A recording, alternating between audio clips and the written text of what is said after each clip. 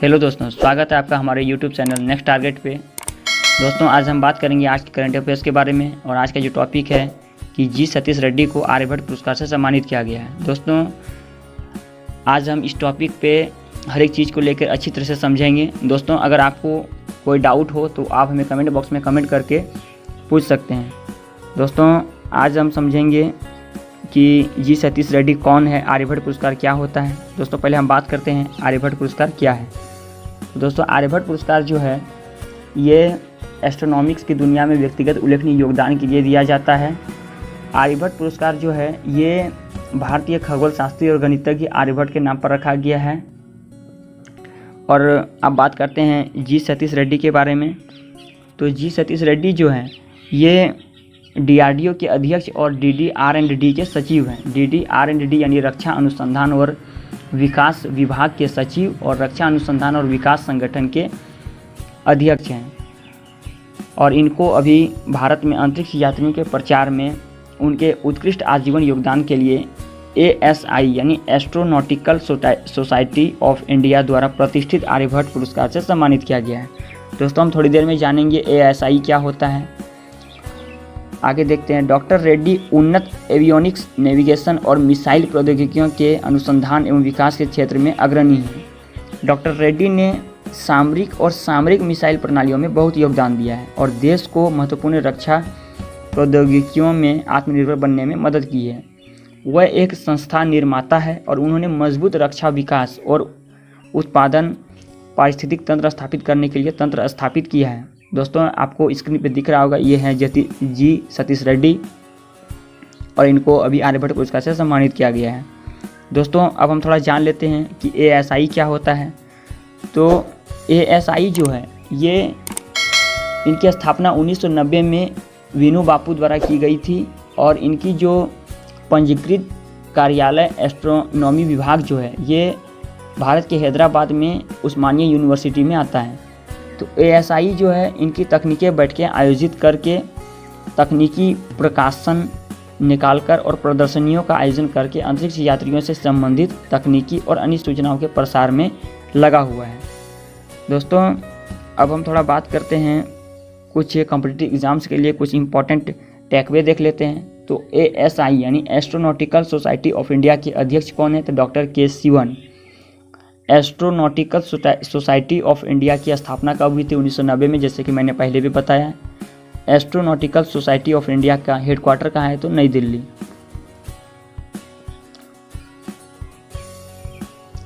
दोस्तों, अब आगे हम देखते हैं। रजनीश कुमार ने संस्मरण द कस्टोडियन ऑफ ट्रस्ट का विमोचन किया है। तो रजनीश कुमार जो भारतीय स्टेट बैंक यानी SBI के पूर्व अध्यक्ष रहे हैं, उन्होंने अपना संस्मरण the custodian of trust a bankers memoir शीर्षक से जारी किया है और किताब का प्रकाशन पेंगुइन रैंडम हाउस इंडिया ने किया है। दोस्तों, हम थोड़ा जान लेते हैं ये पेंगुइन रैंडम हाउस इंडिया क्या है। तो पेंगुइन रैंडम हाउस इंडिया जो है ये एक बुक प्रकाशक का काम करता है। और पेंगुइन रैंडम हाउस इंडिया की बात करें तो इन्होंने 1985 में यहाँ स्थापित हुआ था और इन्होंने 1987 से अपना बुक प्रकाशक का काम शुरू किया है। इसमें हमारे देश में वित्तीय प्रणाली कैसे काम करती है इसकी दुर्लभ जानकारी दी हुई है इस पुस्तक में। कस्टोडियन ऑफ ट्रस्ट कुमार की यात्रा को पुराने शहर मेरठ में एक मामूली घर से 1980 में SBI में एक परिवीक्षाधीन अधिकारी बनने और 2017 में अध्यक्ष के पद तक बढ़ने की यात्रा प्रस्तुत करते हैं। अब आगे हम बात करते हैं कि UNDP ने 2021 बहुआयामी गरीबी सूचकांक रिपोर्ट जारी की। दोस्तों, हम पहले जानते हैं कि UNDP क्या है। तो UNDP जो है वो यूनाइटेड नेशंस डेवलपमेंट प्रोग्राम यानी संयुक्त राष्ट्र विकास कार्यक्रम, यह संयुक्त राष्ट्र संघ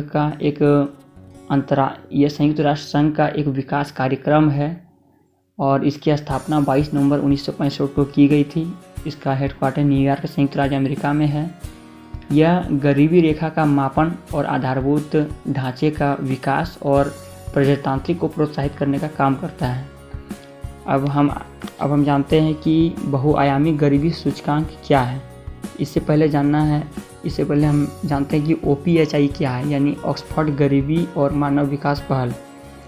तो ऑक्सफोर्ड गरीबी और मानव विकास पहल यानी OPHI जो है, यह ऑक्सफोर्ड यूनिवर्सिटी, यह भी एक अंतर्राष्ट्रीय विकास का काम करता है। यह ऑक्सफोर्ड यूनिवर्सिटी इंग्लैंड के एक अंतर्राष्ट्रीय विकास का काम करता है और इसकी स्थापना 2007 में की गई थी। और ये दोनों OPHI और UNDP, ये दोनों ने मिलकर बहुआयामी सूचकांक 2010 में बनाया और बहुआयामी गरीबी सूचकांक जो है ये 109 विकासशील देशों का बहुआयामी गरीबी मापन करता है। और इनमें से 26 कम आय वाले देश, 80 मध्यम आय वाले देश और 3 उच्च आय वाले देश शामिल हैं।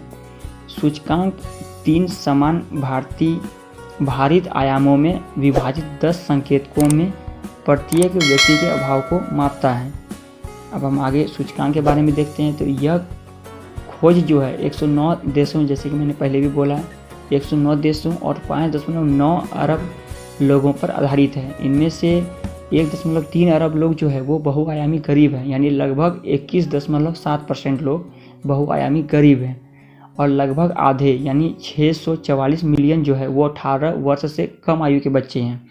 और लगभग 8.2% यानी 105 मिलियन जो है वो 60 वर्ष से या उससे अधिक आयु के हैं। लगभग 85% जो है वो उप सहारा अफ्रीका क्या है, ये मैंने इसके लिए एक वीडियो बनाया है, वो आप ज़रूर देखें, इस चैनल पे आपको मिल जाएगा।